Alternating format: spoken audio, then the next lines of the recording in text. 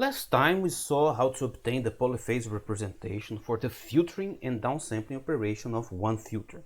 We now extend this formulation for a bank of n filters. Here we not only have one filter but n filters in our analysis filter bank, and hence we can assemble the n filter outputs or n subbands into a vector of n elements, given here. We also now have n filters instead of one filter, and we assemble the polyphase vectors of our filters into a matrix, in which each column corresponds to an analysis filter. So we have this matrix here, and then we have each element of this matrix given by this equation here. So this matrix of polynomials now contains all our n impulsive responses for our analysis filter bank, just like in our block transform case, but with arbitrarily long filters. Unlike our transform case, here we now have z transforms, or polynomials in z, as our matrix entries.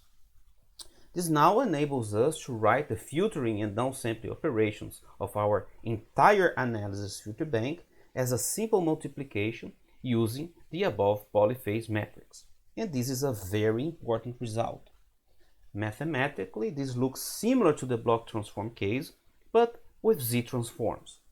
Observe that this equation now contains all the samples of our input signal and also our subband signals and our impulse responses, because we use the z transform signals.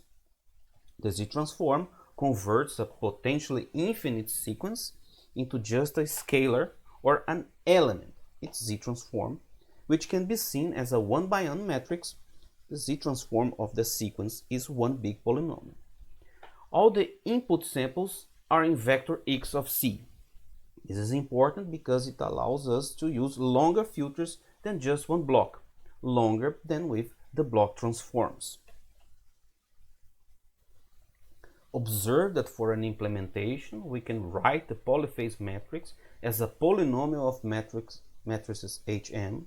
So we have our polyphase matrix as a polynomial of matrices Hm, where the elements of the nth row and the kth column of Hm are given here. In Python, the exponent m would appear as a third dimension, or as a slices of matrices, even here.